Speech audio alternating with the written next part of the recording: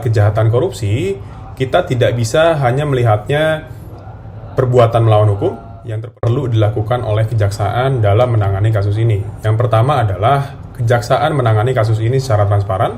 Kejaksaan perlu menjelaskan secara detail dugaan tindak pidana korupsi yang dilakukan. Dan kedua, kejaksaan mengurai keterkaitan satu pasal dengan pasal lainnya. Nah, hal ini menjadi penting. Kenapa? Karena dalam melihat kejahatan korupsi, kita tidak bisa hanya melihatnya perbuatan melawan hukum yang terpenuhi unsurnya, ataupun juga kerugian keuangan negara.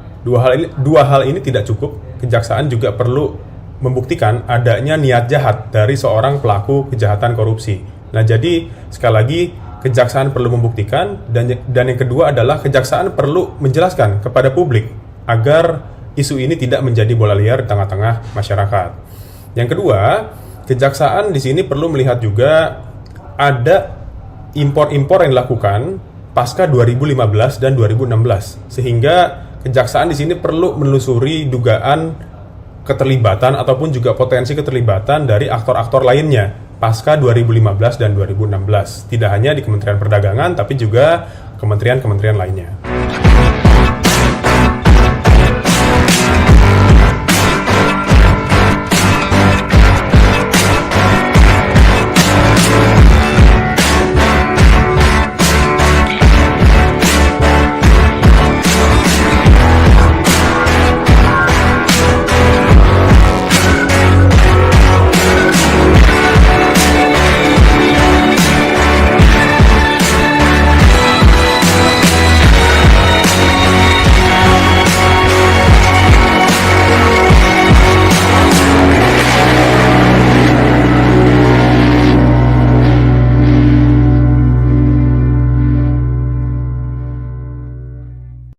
Saat menangkap, mengumpulkan, dan mengolah peristiwa, secara paksa oleh penyidik, kami kerahkan upaya terbaik. Ketika menyampaikan berita serta informasi, kami tak sekadar menyapa.